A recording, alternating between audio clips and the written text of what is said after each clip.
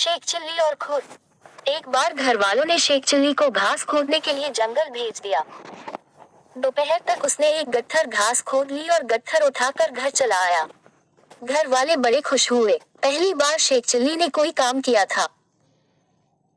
परंतु जब कई घंटे बीत गए तब शेख चिल्ली को याद आया कि घास खोदने के लिए जिस खुरपे को वह ले गया था, वह तो वहीं रह गया है जहां उसने घास खोदी थी। तेज धूप में पड़ा पड़ा खुरप गर्म हो गया था।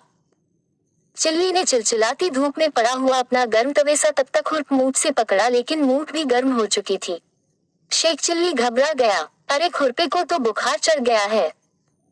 मन ही मन चिल्ली मुस्कुराता हुआ हकीम साहब के पास पहुंचा और बोला, हकीम साहब, हमारे खुरपे को बुखार हो गया है, जरा दवाई दे दीजिए। हकीम साहब समझ गए कि शेख चिल्ली शरारत कर रहा है। उन्होंने वैसा ही उत्तर दिया, अरे हाँ, वाकई इसे तो बुखार है।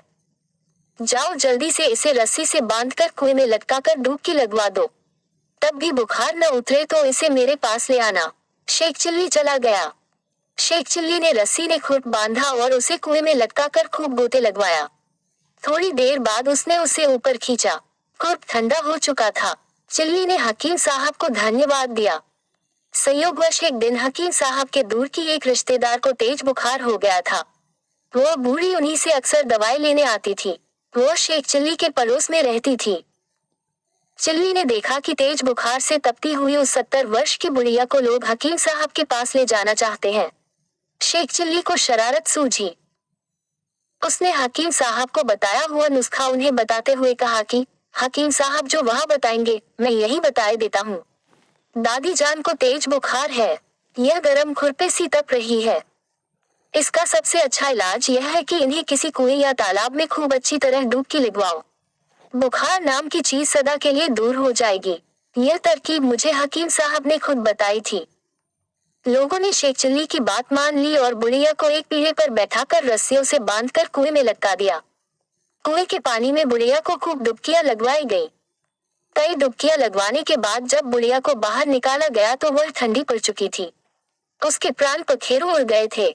लोग शेख चिल्ली पर बिगड़ उठे। बुढ़िया के घर वालों ने गुस्से में कहा, तुमने तो दादी जान को मार ही दिया।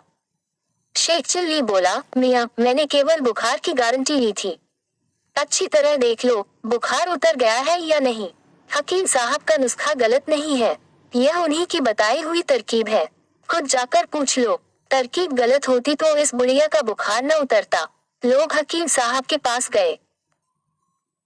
हकीम साहब से पूछा गया तो उन्होंने चिल्ली के खुरपे के बुखार वाली बात बताते हुए कहा कि उन्होंने गर्म खुरपे को ठंडा करने के लिए चिल्ली को तरकीब बताई थी। बुढ़िया को बुखार था, उसे पानी में नहीं डुबाना चाहिए था। वह इंसान थी, खुरप नहीं। शेख चिल्ली पर इस घटना के कारण घर वालों की बहुत डांट पड़ी।